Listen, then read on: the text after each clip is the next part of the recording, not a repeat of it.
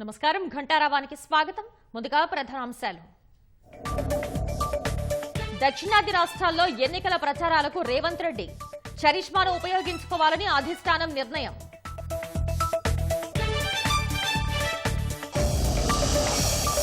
లోక్సభ ఎన్నికల్లో సత్తా చాటేలా భారాస ప్రత్యేక దృష్టి.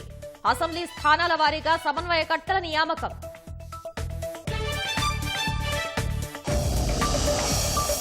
ఇవాళ కృష్ణానది యాజమాన్య బోర్డు త్రిసభ్య కమిటీ భేటీ. ఇరు రాష్ట్రాలకు వేసవిలో తాగునీటి అంశంపై చర్చ.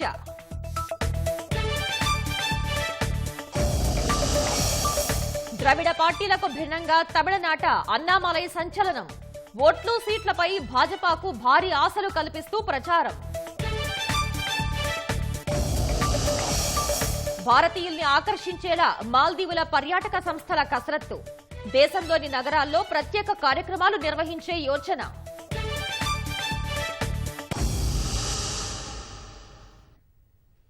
ముఖ్యమంత్రి రేవంత్ రెడ్డి చరిష్మాను తెలంగాణలోనే కాకుండా ఇతర రాష్ట్రాల్లోనూ ఉపయోగించుకునేందుకు కాంగ్రెస్ నాయకత్వం సిద్ధమైంది. ఇందులో భాగంగా పొరుగు రాష్ట్రాల్లో ఎంపిక చేసిన చోట ప్రచారానికి వెళ్లాలని ఆ పార్టీ అధినాయకత్వం ఆదేశించింది. ఈ మేరకు పక్క రాష్ట్రాలైన ఆంధ్రప్రదేశ్, తమిళనాడు, కర్ణాటక, మహారాష్ట్రలో పార్టీ అభ్యర్థులకు మద్దతుగా సీఎం రేవంత్ రెడ్డి రంగంలోకి దిగనున్నారు. 2-3 రోజుల్లో పర్యటన వివరాలు ఖరారయ్యే అవకాశం ఉంది. కేంద్రంలో అధికార భాజపాను గద్దెదించడమే లక్ష్యంగా తీవ్ర కసరత్తులు చేస్తున్న కాంగ్రెస్ నాయకత్వం అన్ని అవకాశాలను ఉపయోగించుకుంటుంది. శాసనసభ ఎన్నికల్లో తెలంగాణ, కర్ణాటకలో అధికార పగ్గాలు చేపట్టిన ఆ పార్టీ అదే స్ఫూర్తితో పనిచేసేలా నాయకులకు దిశానిర్దేశం చేస్తోంది. ఇందులో భాగంగా రాష్ట్ర ముఖ్యమంత్రి రేవంత్ రెడ్డి చరిష్మాను తెలంగాణలోనే కాకుండా పొరుగు రాష్ట్రాల్లో ఉపయోగించుకోవాలని నిర్ణయించింది. ఇప్పటికే రాష్ట్రంలోని ప్రతి లోక్సభ నియోజకవర్గంలో 3కు తగ్గకుండా బహిరంగ సభలకు ఆ పార్టీ నాయకత్వం ఏర్పాట్లు చేస్తుండగా రేవంత్ ప్రచార బరిలోకి దిగనున్నారు. అదేవిధంగా తెలంగాణ పొరుగున ఉన్న ఇతర రాష్ట్రాల పరిధిలోని ప్రాంతాల్లోనూ ఆయన ప్రచారం నిర్వహించనున్నారు.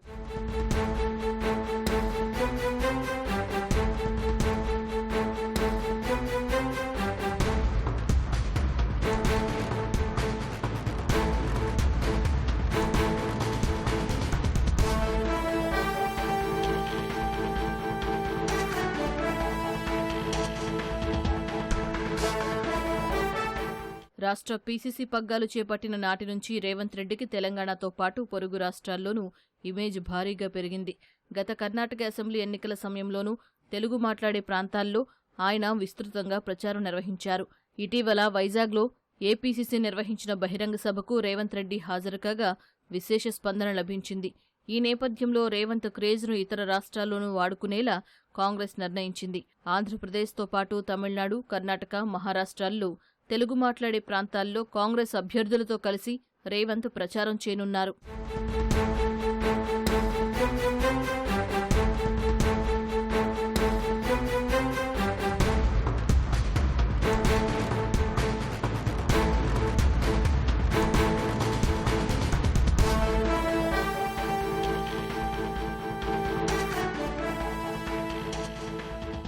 అధిష్టానం నిర్ణయం మేరకు ఇవాళ మహారాష్ట్రలో సీఎం రేవంత్ రెడ్డి ప్రచారం చేయాల్సి ఉంది. కానీ అనివార్య కారణాలతో ముఖ్యమంత్రి పర్యటన రద్దు కాగా త్వరలోనే ఆయన ప్రచారం ప్రారంభించనున్నట్లు పీసీసీ వర్గాలు చెబుతున్నాయి.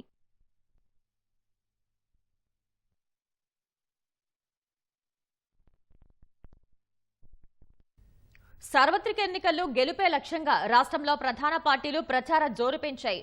ఊరూరుకి వెళ్తున్న అభ్యర్థులు తమను గెలిపించాలని ప్రజల్ని కోరుతున్నారు. గ్యారంటీలను ప్రజల్లోకి తీసుకువెళ్తూ కాంగ్రెస్ ప్రచారం చేస్తుండగా అధికార పార్టీపై విమర్శలు దాడి చేస్తూ భాజపా భారాసలు ఓట్లు అభ్యర్థిస్తున్నాయి.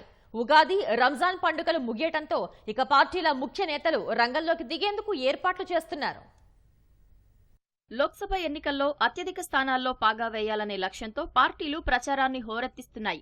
రాష్ట్ర వ్యాప్తంగా కాంగ్రెస్, భాజపా భారాసకు చెందిన ముఖ్య నాయకులు నియోజకవర్గాల్లో విస్తృతంగా పర్యటిస్తున్నారు. నిజామాబాద్ లోక్సభ నియోజకవర్గ కాంగ్రెస్ అభ్యర్థి ఎమ్మెల్సీ జీవన్ రెడ్డి జోరుగా ప్రచారం సాగిస్తున్నారు. ఇందులో భాగంగా జగిత్యాలకు చెందిన పలువురు ప్రజాప్రతినిధులు, నాయకులు కాంగ్రెస్ లో చేరగా వారికి ఆయన పార్టీ కండువా కప్పి ఆహ్వానించారు. కాంగ్రెస్ కు ఓటెందుకు వేయాలో తాను చెప్తానని, భాజపా భారాసకు ఎందుకు వేయాలో ఆ పార్టీ నేతలు చెప్పగలరా అని జీవన్ రెడ్డి సవాల్ విసిరారు.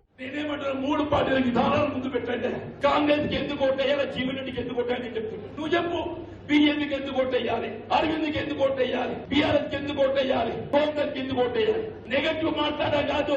కాంగ్రెస్ 100 రోజులు ఏం చేసిందని చెప్పి, అరే 100 రోజుల్లో గత బీఆర్ఎస్ ప్రభుత్వం అమలు చేసిన కార్యక్రమాలు అదనంగా ఏ రైతు కూడా పంట రుణం చెల్లించాల్సిన అవసరం లేదు. రైతు చెల్లించిన అప్పు బకాయి ఏదైతుందో ప్రభుత్వం బదిలీ చేసుకుంటుంది. నిజామాబాద్ ఏదైతుందో వైశాల్యంలో గాని, జనాభాలో గాని, హౌస్ హోల్డ్స్ లో గాని, నగర ఆదాయంలో గాని కరీంనగర్ గడ్డ మీద మరి కరీంనగర్ స్మార్ట్ సిటీ ఎట్లయింది, నిజామాబాద్ ఎందుకు గుర్తించుకోలేదు. జగిత్యాల జిల్లా మెట్పల్లిలోని అంబేద్కర్ నగర్ లో భాజపా నిర్వహించిన చాయ్ పే చర్చా కార్యక్రమంలో ఆ పార్టీ నిజామాబాద్ అభ్యర్థి అరవింద్ పాల్గొన్నారు. 47 ఏళ్ల సుదీర్ఘ రాజకీయ జీవితంలో ప్రజలకు జీవన్ రెడ్డి చేసిందేంటో చెప్పాలని ఆయన డిమాండ్ చేశారు. హైదరాబాద్ ముషీరాబాద్ నియోజకవర్గంలోని గాంధీనగర్, కవాడిగూడ డివిజన్లలోని పలు ప్రాంతాల్లో భాజపా రాష్ట్ర అధ్యక్షుడు, సికింద్రాబాద్ అభ్యర్థి కిషన్ రెడ్డి ర్యాలీ నిర్వహించారు. భువనగిరిలో భాజపా బూత్ స్థాయి, పార్టీ ముఖ్య కార్యకర్తల విస్తృత స్థాయి సమావేశంలో ఆ పార్టీ అభ్యర్థి బూర నరసయ్యగౌడ్ పాల్గొన్నారు. శంషాబాద్ మండలంలోని పలు గ్రామాల్లో చేవెళ్ల భాజపా అభ్యర్థి కొండా విశ్వేశ్వరరెడ్డి ప్రచారం నిర్వహించారు. మెదక్లో నిర్వహించిన భాజపా బూత్ కమిటీ అధ్యక్ష కార్యదర్శుల సమ్మేళనానికి ఆ పార్టీ నేత ఈటెల రాజేందర్, ఎంపీ అభ్యర్థి రఘునందన్ రావు హాజరయ్యారు. అసెంబ్లీ ఎన్నికలతోనే భారాసా పని అయిపోయిందని, హామీలను విస్మరించిన కాంగ్రెస్ కు లోక్సభ ఎన్నికల్లో గుణపాఠం తప్పదని ఈటెల జోస్యం చెప్పారు. సోషల్ మీడియాలో వందల కోట్ల రూపాయలు ఖర్చు పెట్టి అబద్ధాన్ని, అసత్యాన్ని నమ్మించి ఏం పని చేయకుండానే వేసుకపోయింది రేవంత్ రెడ్డి ముఖ్యమంత్రి పని. చీమలు పుట్టలు పెడితే ఎవరైనా సొచ్చిందంటే సొచ్చిందట అంటాను మరి. కానీ ఈసారి దేశమంతా అప్కి బార్ 400 పార్. పార్టీ నినాదం కాదు ఇది, నాయకుల నినాదం కాదు ఇది, ప్రజా నినాదం. భారాస తరపున ఆ పార్టీ నేత మాజీ మంత్రి హరీష్ రావు పార్టీ అభ్యర్థులకు మద్దతుగా విస్తృతంగా ప్రజల్లోకి వెళ్తున్నారు. సిద్దిపేటలో గులాబీ పార్టీ ముఖ్య కార్యకర్తల సమావేశంలో పాల్గొన్న ఆయన అసెంబ్లీ ఎన్నికల ముంగిట కాంగ్రెస్ ఇచ్చిన హామీలను తుంగలో తొక్కారని మండిపడ్డారు. కాంగ్రెస్ రాకతోనే కరువుకు స్వాగతం పలికారని ఎద్దేవా చేశారు.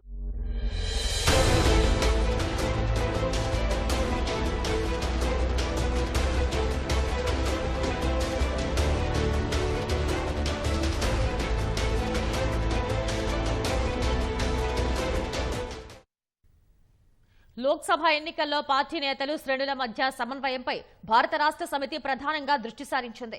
పార్టీలోని అందరినీ కలుపుకుని పోయేలా ఏర్పాట్లు చేస్తోంది. శాసనసభ నియోజకవర్గాల వారీగా సమన్వయకర్తల్ని నియమిస్తోంది. ఎమ్మెల్సీలు, కార్పొరేషన్ మాజీ చైర్మన్లు, సీనియర్ నేతలకు బాధ్యతలు అప్పగిస్తున్నారు. శాసనసభ ఎన్నికల్లో అధికారం కోల్పోయిన భారత రాష్ట్ర సమితికి లోక్సభ ఎన్నికలు కీలకంగా మారాయి. అసెంబ్లీ ఎన్నికల్లో ఓటమి పాలైన అభ్యర్థులు ఇంకా ఓటమి నుంచి పూర్తిగా తేరుకోలేదు.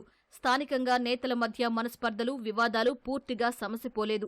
ఓటమి పాలైన ఇన్ఛార్జీలకే పూర్తి బాధ్యతలు అప్పగించడం సరికాదన్న భావన కొన్ని చోట్ల శ్రేణుల్లో నెలకొంది.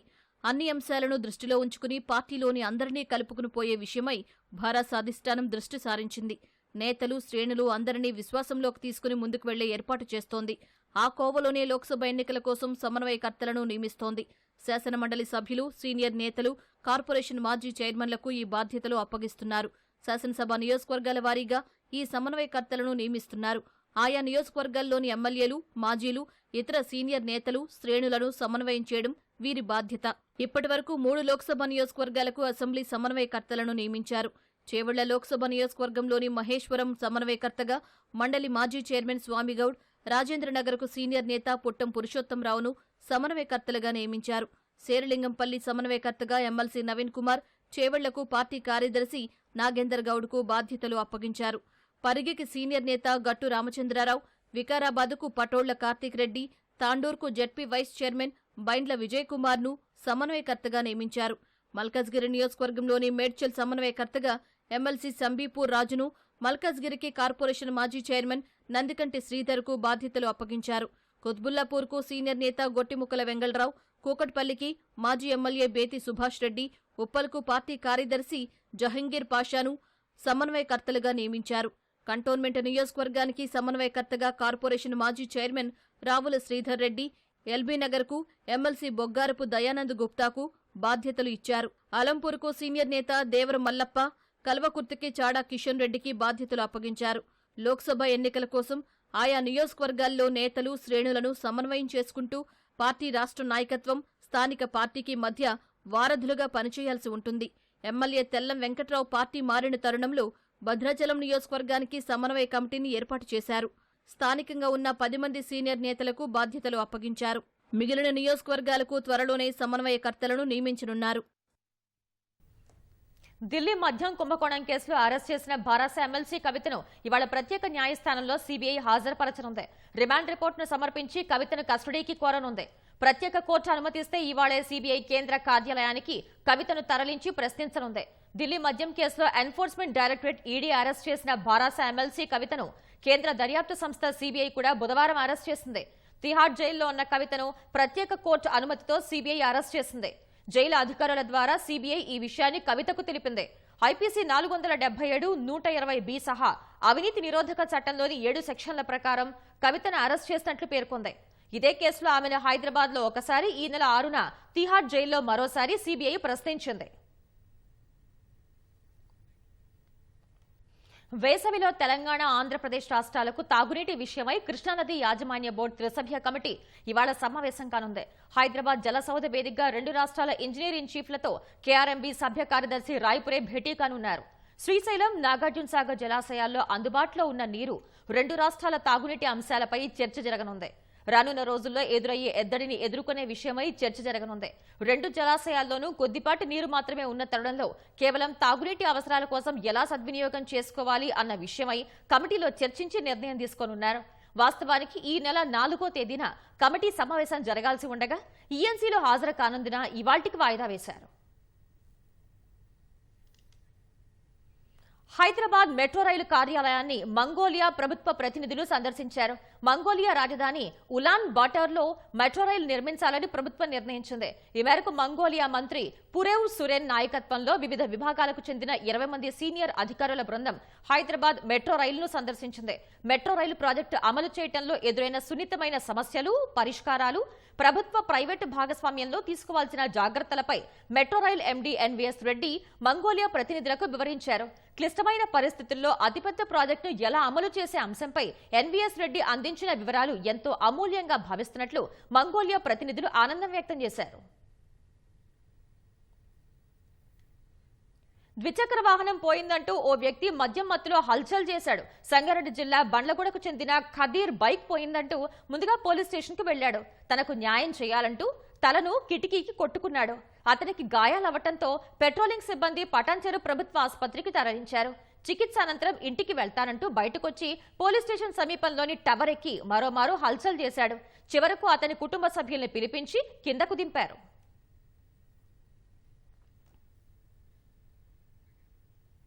సూర్యాపేటలో జాతీయ రహదారిపై జరిగిన ప్రమాదంలో 3 యువకులు మృతి చెందగా మరొకరు తీవ్ర గాయాలతో బయటపడ్డారు. సూర్యాపేటకు చెందిన ఎండీ నవీద్ అనే యువకుడు రంజాన్ పర్వదినం సందర్భంగా తన స్నేహితులైన నిఖిల్ రెడ్డి, రాకేష్, చందులను విందుకు తీసుకువెళ్లాడు.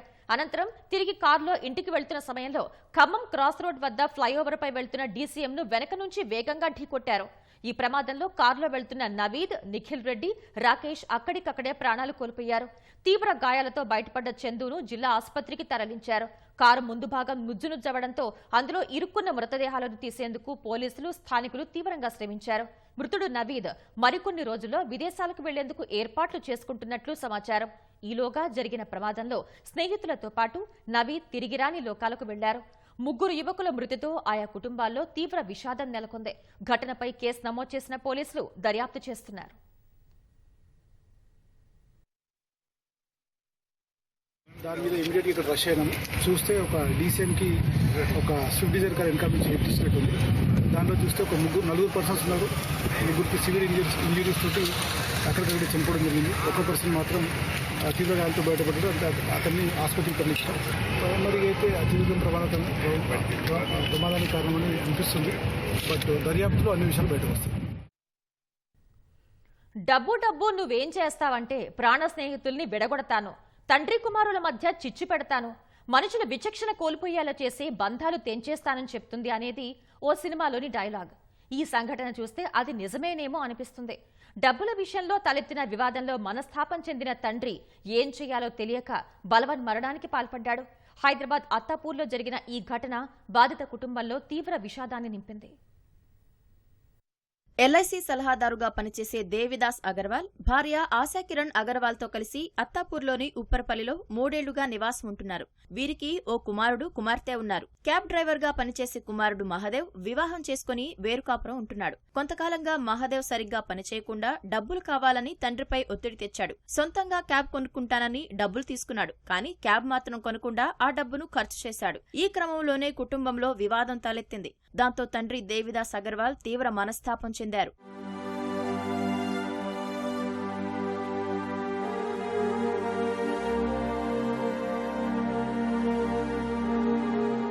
ఇంట్లో జరుగుతున్న వివాదాలు, కుమారుడి ప్రవర్తనతో తీవ్ర మనస్తాపం చెందిన దేవిదాస్ అగర్వాల్ గురువారం సాయంత్రం హ్యాపీ హోమ్స్ ఫార్చ్యూన్ వద్దకు వెళ్లాడు. తాను అందులో ఉండేందుకు ఇల్లు అద్దెకు కావాలని వాచ్మెన్ కు చెప్పి లోనికి వెళ్లాడు. లిఫ్ట్ ద్వారా 10వ అంతస్తుకు చేరుకుని అక్కడి నుంచి దూకి ఆత్మహత్యకు పాల్పడ్డాడు. కుటుంబంలో చెలరేగిన వివాదం వల్లే తన భర్త ఆత్మహత్య చేసుకున్నాడని మృతుని భార్య ఆశాకిరణ్ అగర్వాల్ ఆరోపించారు. తన భర్త వద్ద కుమారుడు మహదేవ్ డబ్బులు తీసుకున్నాడని, డబ్బు విషయమే మృతికి ప్రధాన కారణమని ఆమె తెలిపారు.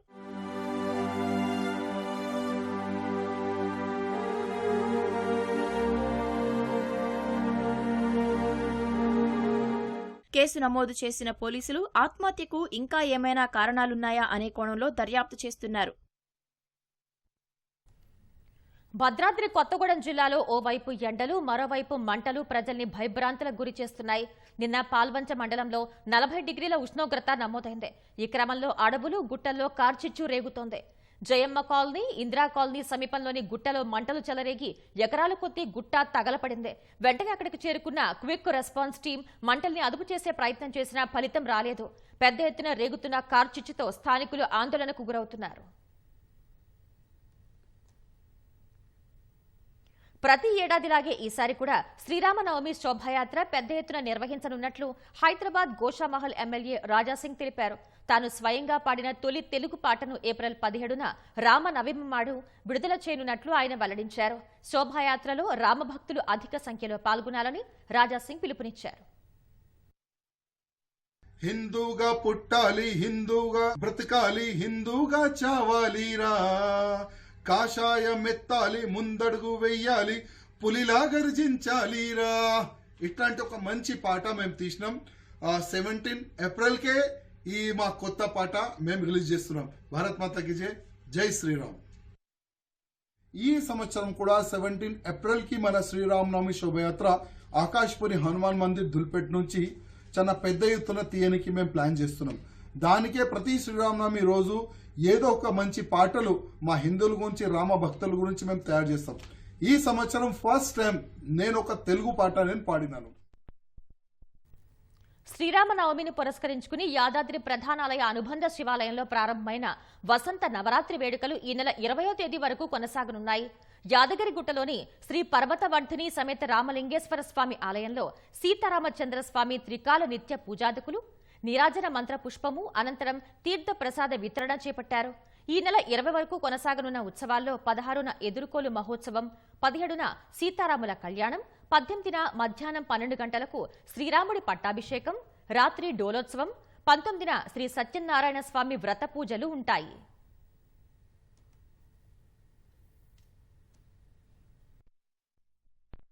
తమిళనాట ఆయనో సంచలనం. సంప్రదాయ ద్రవిడ పార్టీలకు భిన్నంగా రాజకీయాలు చేస్తూ ప్రజల దృష్టిని ఆకర్షిస్తున్నారు. తమిళనాడులో నాస్తిక భావనలకు కాలం చెల్లిందని ఎలుగెత్తి హిందుత్వకు పెద్ద ఎత్తున ప్రచారం కల్పిస్తున్నారు. ఆయనే భాజపా తమిళనాడు అధ్యక్షుడు అన్నామలై. గతంలో ఐపీఎస్ గా నేరస్తుల భరతం పట్టి తమిళ సింగం అనే పేరు తెచ్చుకున్న అన్నామలై ఇప్పుడు రాజకీయాల్లోనూ అదే దూకుడుతో వెళ్తున్నారు. తమిళనాట భాజపాకు ఓట్లు, సీట్లపై ఆశలు కల్పిస్తున్నారు. అన్నామలై జోరు కమలం పార్టీపై ఓట్ల వర్షం కురిపిస్తుందా? దక్షిణాదిలోనూ దూసుకు వెళ్లాలని చూస్తున్న మోదీ సేనకు కొత్త బలాన్ని అందిస్తుందా? ఈ సార్వత్రిక ఎన్నికల్లో 370 స్థానాలు గెలవాలని లక్ష్యంగా పెట్టుకున్న భారతీయ జనతా పార్టీ ఆ దిశలో వ్యూహాత్మకంగా అడుగులు వేస్తోంది. 2019 ఎన్నికల్లో 303 చోట్ల జయభేరి మోగించి వరుసగా రెండోసారి అధికారం చేపట్టిన భాజపా ఈసారి హ్యాట్రిక్ విజయం దద్దరిల్లిపోయేలా ఉండాలని ఉవ్విళ్లూరుతోంది. ఉత్తరాదిలో పట్టు కొనసాగిస్తూనే దక్షిణాదిలో ఉనికిని గట్టిగా చాటాలని భావిస్తోంది. ఇందులో భాగంగా తమిళనాట ఓట్ల శాతం పెంచుకునేందుకు వ్యూహాలు రచిస్తోంది. ఈసారి 20% ఓట్లతో పాటు కొన్ని సీట్లు కూడా గెలవాలని లక్ష్యం పెట్టుకుంది. ఆ దిశలో భాజపాకు తురుపు ముక్క లాంటి నాయకుడిలా అన్నామలై కనిపించారు. తమిళనాట ఇప్పటి వరకు ద్రవిడవాదంపైనే రాజకీయాలు నడుస్తుండగా అన్నామలై రాష్ట్ర వ్యాప్తంగా సుడిగాలి పర్యటనలు చేస్తూ హిందుత్వవాదంపైన చర్చ మొదలుపెట్టారు.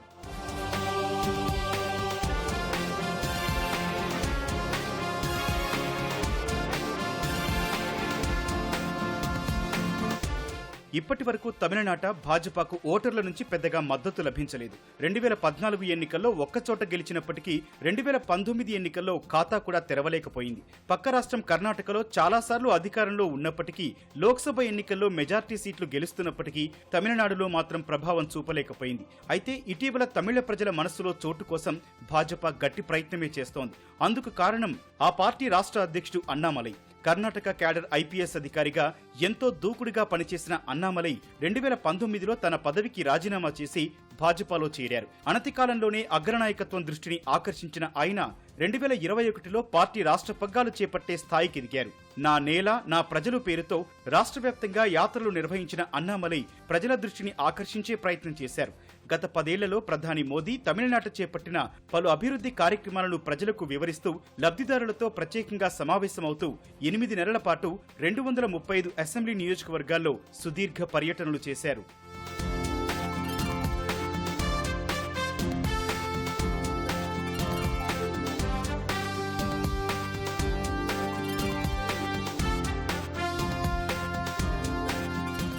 తమిళనాట అధికార డీఎంకే విపక్ష ఏఐఏడీఎంకేపై విమర్శలు గుప్పిస్తూ వాటికి భాజపానే ప్రత్యామ్నాయం అనే వాతావరణం కల్పించే ప్రయత్నం చేశారు అన్నామలై.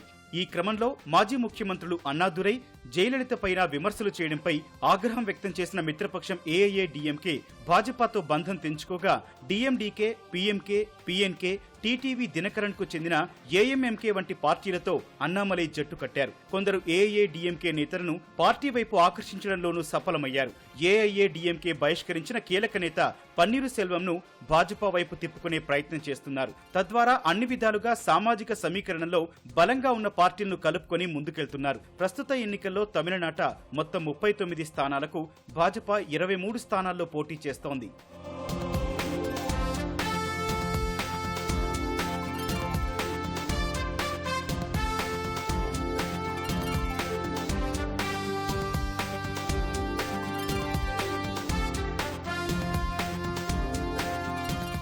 మరోవైపు ద్రవిడ రాజకీయాలకు తమిళనాట కాలం చెల్లుతోందంటూ అన్నామలై దేశ ప్రజల దృష్టిని కూడా ఆకర్షిస్తున్నారు. సనాతన ధర్మానికి వ్యతిరేకంగా మాట్లాడుతున్న డీఎంకే 2026 అసెంబ్లీ ఎన్నికల తర్వాత చరిత్రలో కలిసిపోతుందని తీవ్ర విమర్శలు గుప్పిస్తున్నారు. వాస్తవానికి తమిళనాట ద్రవిడవాదంతో పార్టీలు రాజకీయాలు చేస్తున్నప్పటికీ ప్రజల్లో ఆ భావన పెద్దగా కనిపించదు. నిజానికి తమిళనాడులో భక్తిభావం దక్షిణాదిలో ఎక్కడా లేనంతగా కనిపిస్తుంది. చారిత్రక కట్టడాలు సహా అన్ని గ్రామాల్లోనూ ఆలయాలు దర్శనమిస్తుంటాయి. తిరుమలలో కనిపించే రద్దీలో 40% తమిళనాడు నుంచి వచ్చే భక్తులే ఉంటారు. ఈ విషయాలను లోతుగా గమనించిన అన్నామలై ద్రవిడవాద ముసుగులను తొలగించాలంటూ రాష్ట్ర వ్యాప్త పర్యటనలో గట్టిగా తన గళాన్ని వినిపించారు. ఇదే సమయంలో హిందుత్వ నినాదంతో పార్టీని ప్రజల్లోకి తీసుకెళ్లగలిగారు. సనాతన ధర్మంపై మంత్రి ఉదయనిధి స్టాలిన్ వ్యాఖ్యలపై ఎదురుదాడితో డీఎంకేను ఇరకాటంలో పడేలా చేశారు.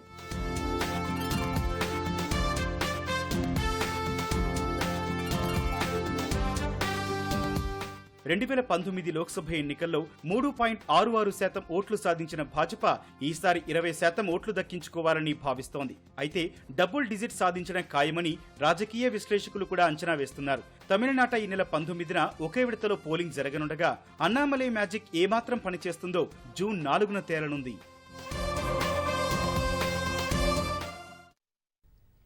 దౌత్యపరమైన వివాదంతో కుదేలైన మాల్దీవుల పర్యాటక సంస్థలు భారతీయుల్ని ఆకర్షించేందుకు సిద్ధమయ్యాయి. భారత్లోని ప్రముఖ నగరాల్లో ప్రత్యేక కార్యక్రమాలు నిర్వహించనున్నట్లు ప్రకటించాయి. ఇరు దేశాల మధ్య ప్రయాణ పర్యాటక సహకారాన్ని పెంపొందించడంపై మాల్దీవుల ట్రావెల్ ఏజెంట్లు, టూర్ ఆపరేటర్ల సంఘం, మటాటో ప్రతినిధులు మాలేలో భారత హై కమిషనర్తో చర్చలు జరిపారు. మాల్దీవులకు భారత్ ఇప్పటికీ కీలకమైన మార్కెట్ అని మటాటో ప్రకటించింది. మాల్దీవుల్ని ప్రధాన గమ్యస్థానంగా మరింత ప్రోత్సహించేందుకు భారత ట్రావెల్ అసోసియేషన్లు, పరిశ్రమ వర్గాలతో భాగస్వామ్యం కోసం ఎదురుచూస్తున్నట్టు తెలిపింది. ప్రధాన నగరాల్లో రోడ్ షోల నిర్వహణకు ఇన్ఫ్లుయెన్సర్లు, ప్రముఖుల్ని రప్పించేందుకు ప్రణాళిక రచించినట్లు పేర్కొంది. పర్యాటక సంబంధాలను పెంపొందించడం, ఆ రంగంలో స్థిరమైన వృద్ధిని సాధించడంలో భారత హై కమిషన్తో కలిసి పనిచేస్తామని మటాటో ఒక ప్రకటనలో వెల్లడించింది. మరోవైపు ప్రధాని మోదీ ప్రభావంతో లక్షద్వీప్లో సందర్శకుల సంఖ్య గణనీయంగా పెరుగుతున్నట్లు గణాంకాలు వెల్లడిస్తున్నాయి.